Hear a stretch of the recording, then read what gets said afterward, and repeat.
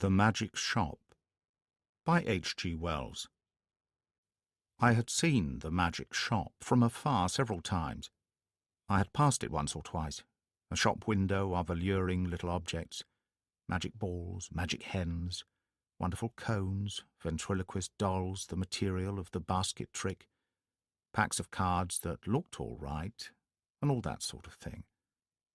But never had I thought of going in until one day, almost without warning, Gip hauled me by the finger right up to the window, and so conducted himself that there was nothing for it but to take him in. I had not thought the place was there, to tell the truth. A modest-sized frontage in Regent Street, between the picture shop and the place where the chicks run about, just out of patent incubators. But there it was, sure enough.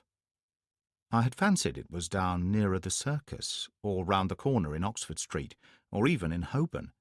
Always over the way, and a little inaccessible it had been, with something of the mirage in its position. But here it was now, quite indisputably, and the fat end of Gip's pointing finger made a noise upon the glass. "If I was rich," said Gip, dabbing a finger at the disappearing egg, "I'd buy myself that, and that," which was the crying baby, very human, "and that," which was a mystery, and called, so a neat card asserted, "Buy one and astonish your friends." "Anything," said Gip, "will disappear under one of those cones. I have read about it in a book, and their dada is the vanishing halfpenny. Only they've put it this way up so's we can't see how it's done." Gip, dear boy, inherits his mother's breeding, and he did not propose to enter the shop or worry in any way. Only, you know, quite unconsciously he lugged my finger doorward, and he made his interest clear. "That," he said, and pointed to the magic bottle. "If you had that?" I said, at which promising inquiry he looked up with a sudden radiance. "I could show it to Jessie," he said, thoughtful as ever of others. "It's less than 100 days to your birthday, Gibbles," I said, and laid my hand on the door-handle. Gip made no answer, but his grip tightened on my finger, and so we came into the shop. It was no common shop, this. It was a magic shop. And all the prancing precedence Gip would have taken in the matter of mere toys was wanting. He left the burthen of the conversation to me. It was a little narrow shop, not very well lit, and the doorbell pinged again with a plaintive note as we closed it behind us. For a moment or so we were alone and could glance about us. There was a tiger in papier-mâché on the glass case that covered the low counter, a grave, kind-eyed tiger that waggled his head in a methodical manner. There were several crystal spheres, a china hand holding magic cards, a stock of magic fish-bowls in various sizes, and an immodest magic hat that shamelessly displayed its springs. On the floor were magic mirrors, one to draw you out long and thin, one to swell your head and vanish your legs, and one to make you short and fat like a draught. And while we were laughing at these, the shopman, as I suppose, came in. At any rate, there he was behind the counter, a curious, sallow, dark man with one ear larger than the other, and a chin like the toe-cap of a boot. "What can we have the pleasure?" he said, spreading his long magic fingers on the glass case. And so, with a start, we were aware of him. "I want," I said, "to buy my little boy a few simple tricks. Legerdemain?" he asked. "Mechanical? Domestic? Anything amusing?" said I. Said the shopman, and scratched his head for a moment as if thinking. Then, quite distinctly, he drew from his head a glass ball. "Something in this way," he said, and held it out. The action was unexpected. I had seen the trick done at entertainments endless times before. It's part of the common stock of conjurers, but I had not expected it here. "That's good," I said, with a laugh. "Isn't it?" said the shopman. Gip stretched out his disengaged hand to take this object, and found merely a blank palm. "It's in your pocket," said the shopman, and there it was. "How much will that be?" I asked. "We make no charge for glass balls," said the shopman politely. "We get them," he picked one out of his elbow as he spoke, "free." He produced another from the back of his neck, and laid it beside its predecessor on the counter. Gip regarded his glass ball sagely, then directed a look of inquiry at the two on the counter, and finally brought his round-eyed scrutiny to the shopman, who smiled. "You may have those too," said the shopman, "and if you don't mind, one from my mouth. So." Gip counselled me mutely for a moment, and then, in a profound silence, put away the 4 balls, resumed my reassuring finger, and nerved himself for the next event. "We get all our smaller tricks in that way," the shopman remarked. I laughed in the manner of one who subscribes to a jest. "Instead of going to the wholesale shop," I said. "Of course, it's cheaper." "In a way," the shopman said, "though we pay in the end, but not so heavily as people suppose. Our larger tricks and our daily provisions and all the other things we want, we get out of that hat. And you know, sir, if you'll excuse my saying it, there isn't a wholesale shop. Not for genuine magic goods, sir. I don't know if you noticed our inscription, 'The Genuine Magic Shop.'" He drew a business card from his cheek and handed it to me. "Genuine," he said, with his finger on the word, and added, "There is absolutely no deception, sir." He seemed to be carrying out the joke pretty thoroughly, I thought. He turned to Gip with a smile of remarkable affability. You know, are the right sort of boy." I was surprised at his knowing that, because, in the interests of discipline, we keep it rather a secret, even at home. But Gip received it in unflinching silence, keeping a steadfast eye on him. "It's only the right sort of boy gets through that door, even at home." But Gip received it in unflinching silence, keeping a steadfast eye on him. "It's only the right sort of boy gets through that doorway." And as if by way of illustration, there came a rattling at the door, and a squeaking little voice could be faintly heard. "Nya, I want to go in there, Dada, I want to go in there, nya," and then the accents of a downtrodden parent, urging consolations and propitiations. "It's locked, Edward," he said. "But it isn't," said I. "It is, sir," said the shopman, "always. For that sort of child."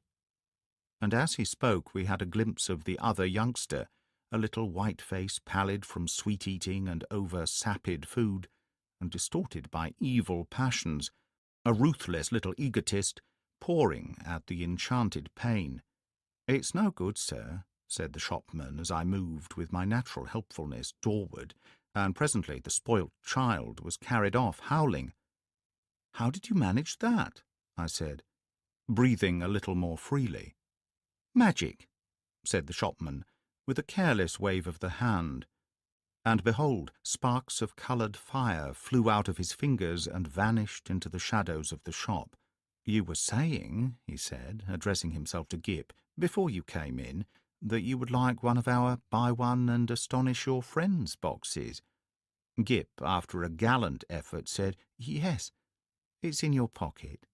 And leaning over the counter, he really had an extraordinarily long body. This amazing person produced the article in the customary conjurer's manner.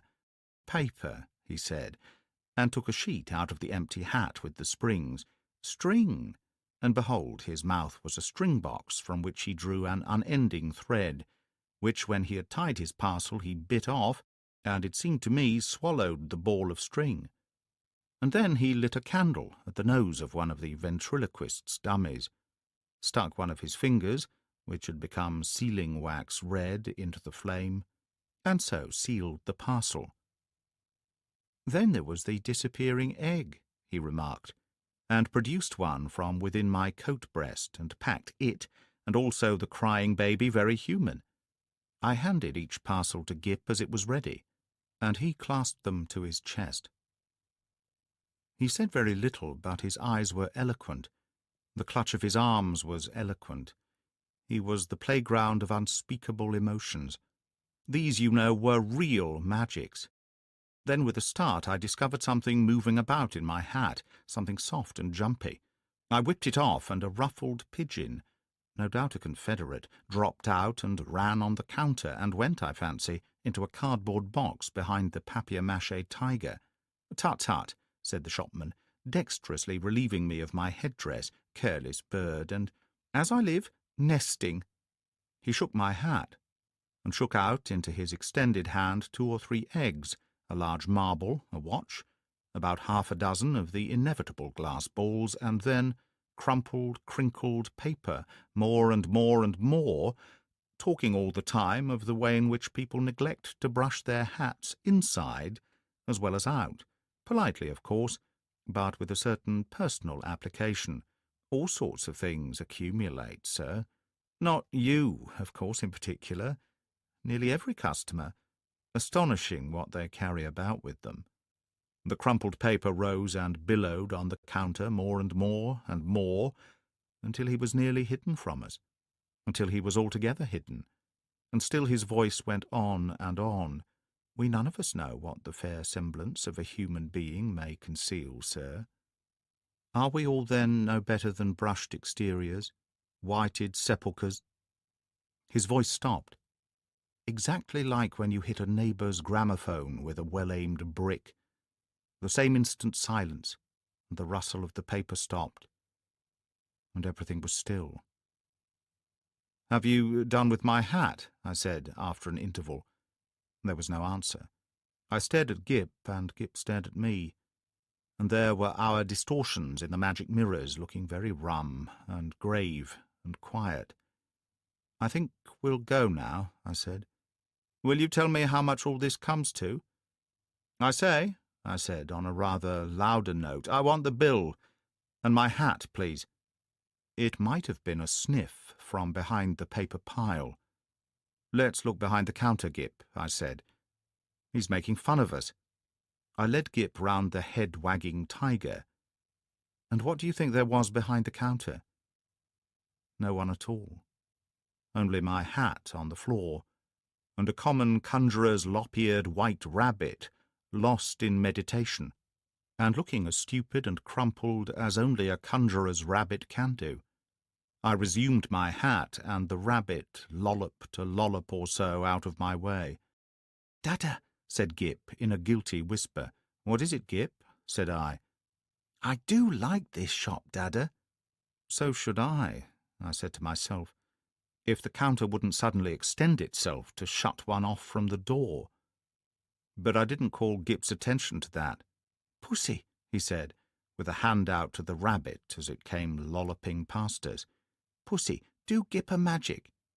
And his eyes followed it as it squeezed through a door I had certainly not remarked a moment before. Then this door opened wider, and the man with one ear larger than the other appeared again. He was smiling still, but his eye met mine with something between amusement and defiance.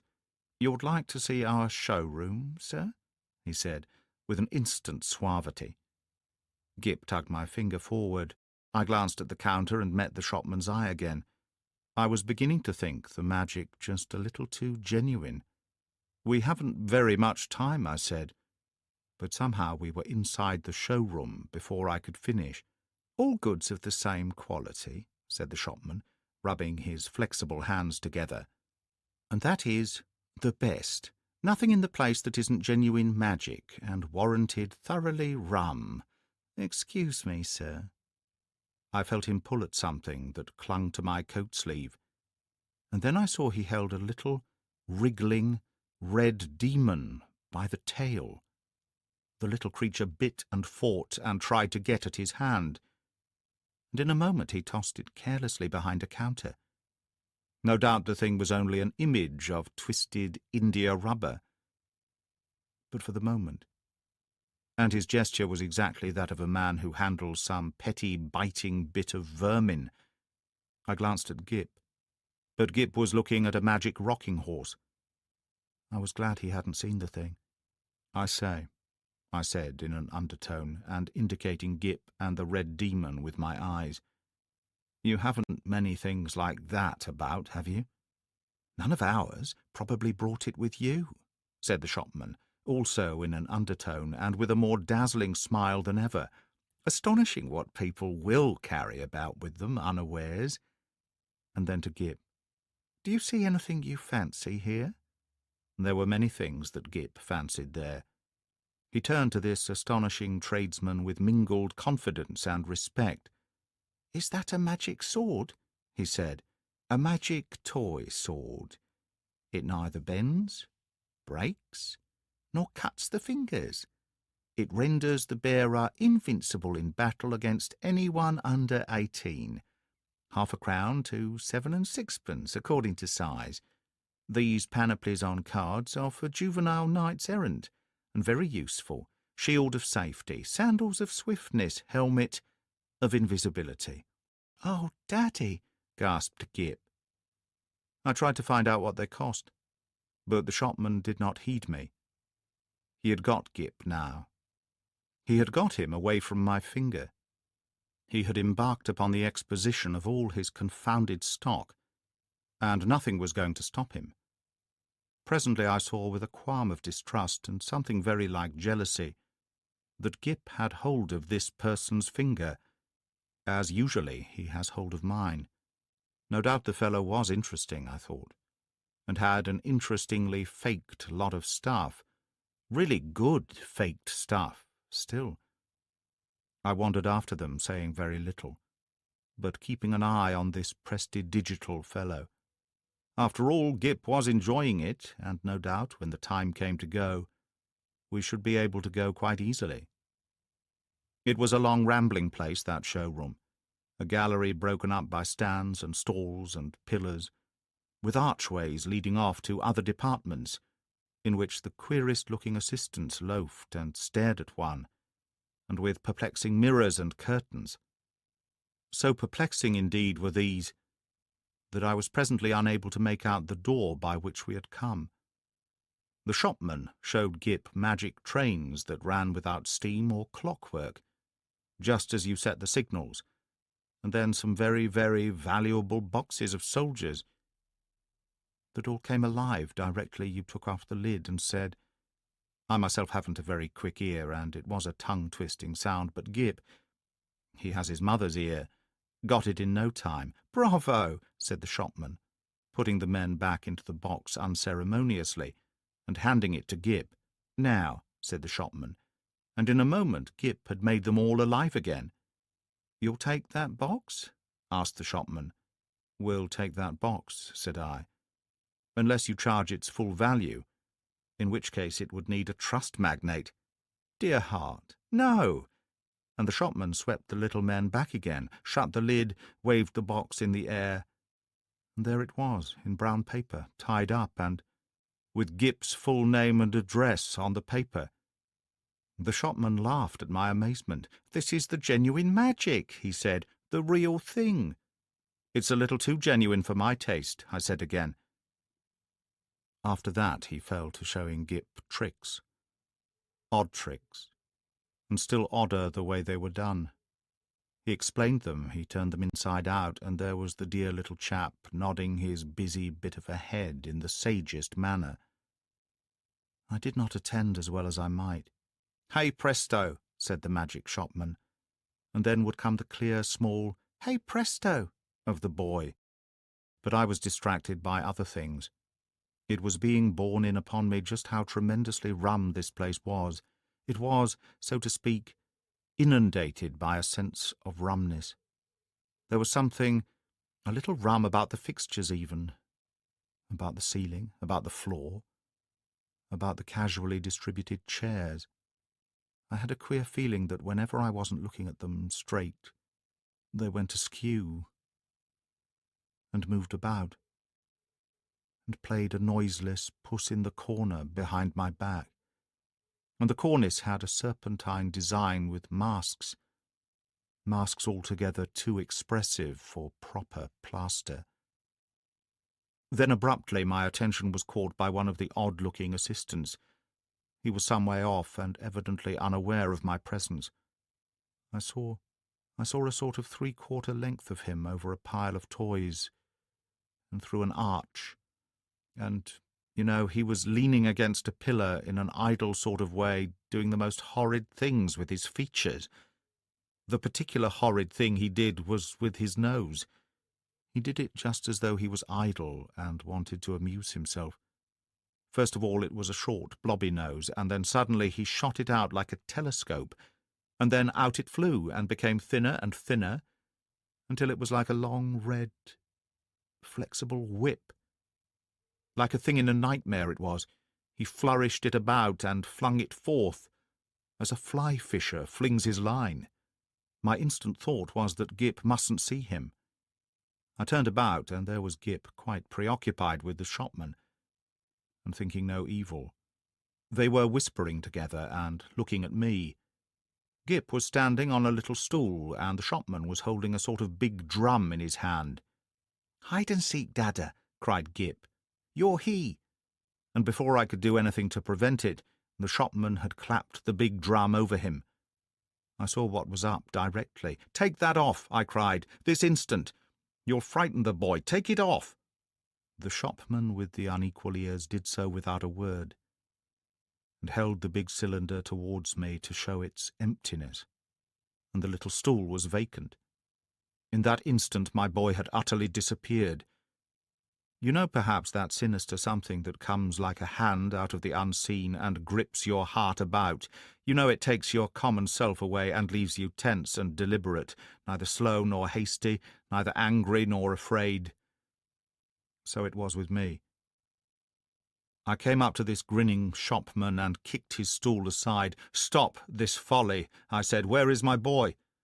"You see," he said, still displaying the drum's interior, "there is no deception." I put out my hand to grip him, and he eluded me by a dexterous movement. I snatched again, and he turned from me and pushed open a door to escape. "Stop," I said, and he laughed, receding. I leapt after him, into utter darkness. Thud. "Lord bless my heart, I didn't see you coming, sir." I was in Regent Street, and I had collided with a decent-looking working man, and a yard away, perhaps, and looking a little perplexed with himself, was Gip. There was some sort of apology, and then Gip had turned and come to me with a bright little smile, as though for a moment he had missed me, and he was carrying 4 parcels in his arm. He secured immediate possession of my finger. For the second, I was rather at a loss. I stared round to see the door of the magic shop, and behold, it was not there. There was no door, no shop, nothing, only the common pilaster between the shop where they sell pictures and the window with the chicks. I did the only thing possible in that mental tumult. I walked straight to the curbstone and held up my umbrella for a cab. "Hansoms," said Gip, in a note of culminating exultation. I helped him in, recalled my address with an effort, and got in also. Something unusual proclaimed itself in my tailcoat pocket, and I felt and discovered a glass ball. With a petulant expression I flung it into the street. Gip said nothing. For a space neither of us spoke. "Dada," said Gip at last, "that was a proper shop." I came round with that to the problem of just how the whole thing had seemed to him. He looked completely undamaged. So far, good. He was neither scared nor unhinged. He was simply tremendously satisfied with the afternoon's entertainment. And there in his arms were the 4 parcels. Confound it, what could be in them? I said.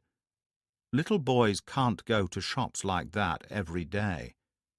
He received this with his usual stoicism, and for a moment I was sorry I was his father and not his mother, and so couldn't suddenly there, coram publico, in our hansom, kiss him.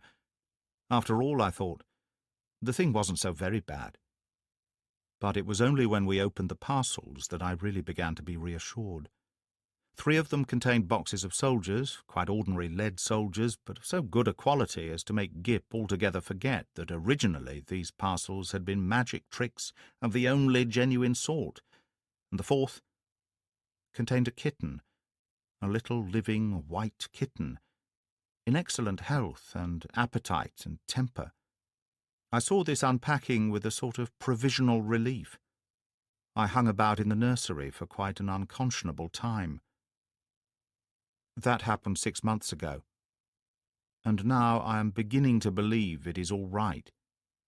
The kitten had only the magic natural to all kittens, and the soldiers seem as steady a company as any colonel could desire. And Gip? The intelligent parent will understand that I have to go cautiously with Gip. But I went so far as this one day. I said, "How would you like your soldiers to come alive, Gip, and march about by themselves?" "Mine do," said Gip. "I just have to say a word I know before I open the lid." "Then they march about alone?" "Oh, quite, Dada. I shouldn't like them if they didn't do that." I displayed no unbecoming surprise, and since then I have taken occasion to drop in upon him once or twice, unannounced, when the soldiers were about. But so far I have never discovered them performing in anything like a magical manner. I displayed no unbecoming surprise, and since then I have taken occasion to drop in upon him once or twice unannounced, but so far I have never discovered them performing in anything like a magical manner. It's so difficult to tell. There's also a question of finance. I have an incurable habit of paying bills. I have been up and down Regent Street several times looking for that shop. I am inclined to think, indeed, that in that matter honour is satisfied, and that since Gip's name and address are known to them, I may very well leave it to these people, whoever they may be, to send in their bill in their own time.